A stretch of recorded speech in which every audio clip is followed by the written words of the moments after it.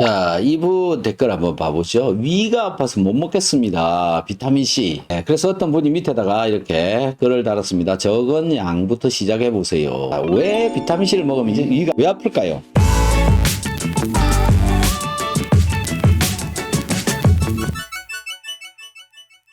비타민C 먹으면 위염이 있는 사람은 좋지 않다고 들었는데 어떤 분은 오히려 더 좋아진다고 하거든요. 위장 상태와 관계없이 꾸준히 먹는 게 좋겠죠.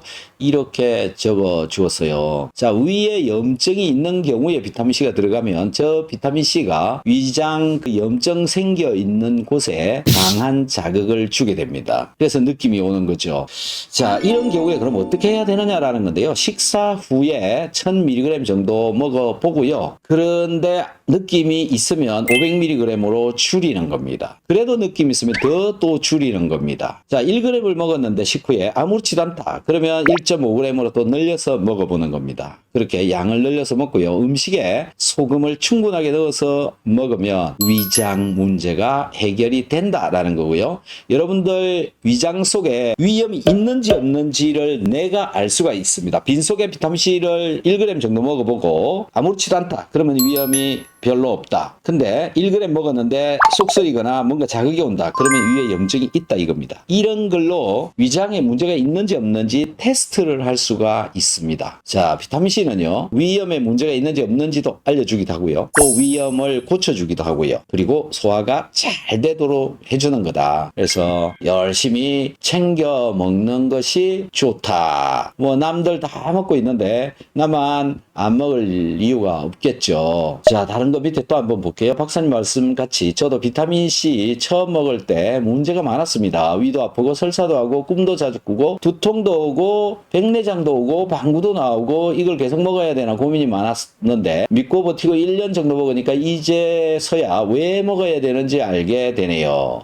눈은 전보다 촉촉하게 더 좋아지고 무좀이 없어지고 먹는 건 똑같은데 피 검사 수치도 좋아지고 피부가 하얗게 되고 쥐젖, 종기 같은 게 안 나고 그럴 때 숨도 안 차고 성기능도 좋아지고 감기도 줄고 위장이 좋아져서 식사에 민감하지 않게 되고 구내염 같은 온갖 입병에서 벗어났어요. 이렇게 적었습니다. 여러분들 많이들 이 비타민C를 먹을 것인가 말 것인가 고민을 하시는 분들이 굉장히 많으신데요. 비타민C 꼭 먹어야 되는 것 중에 한 가지고 몸에서 만들지 않기 때문에 외부에서 꼭 공급을 해 주어야 되는데 그런데 비타민C 소모량은 굉장히 많고요. 우리 몸에서 활성산소가 끊임없이 발생하고 있고요. 발생되는 활성산소 발생량 대비 비타민C 들어가는 양은요 엄청 적은 양입니다. 이렇기 때문에 비타민C를 과하다 싶을 정도로 먹어도 내 몸속에 있는 활성산소를 다 없애기에는 정말 택도 없다 이렇게 보시면 됩니다. 열심히 좀 챙겨 드시어 보시면 알 수 있습니다. 스스로 느끼는 수밖에 없고요. 제가 아무리 얘기해도 여러분들이 뭐 먹으라 그런다고 먹을 사람들도 아니고 여러분들이 알아서 조금씩 늘려보시고요. 또 조금씩 줄여보시고요. 이런 것들을 해보시면 내 몸에 맞는 적당한 양을 알 수가 있습니다. 보통 지금 뭐 50대 이상의 분들이라면요 15g에서 20g 정도는 드셔야 그래도 이제 적당한 수준이다라는 겁니다. 자, 한번 도전해 보시기 바랍니다. 자, 이분 댓글 한번 봐보죠. 위가 아파서 못 먹겠습니다. 비타민C. 그래서 어떤 분이 밑에다가 이렇게 글을 달았습니다. 적은 양부터 시작해 보세요. 500mg씩 식사하실 때 함께 드셔보세요. 그리고 천천히 비타민C의 양을 늘려가는 식으로요.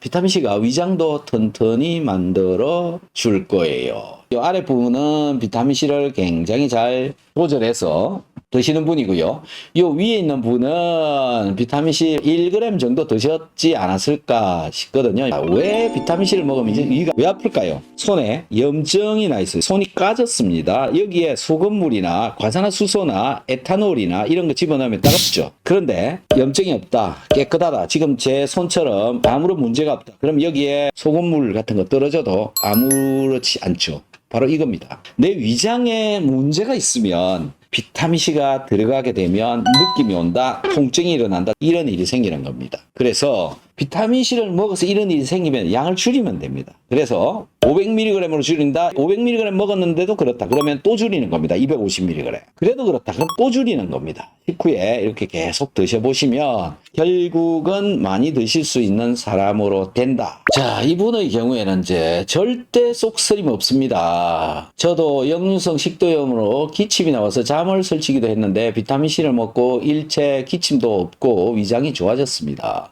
점차적으로 늘려가면 드시면 좋아집니다. 자, 이런 분도 있습니다.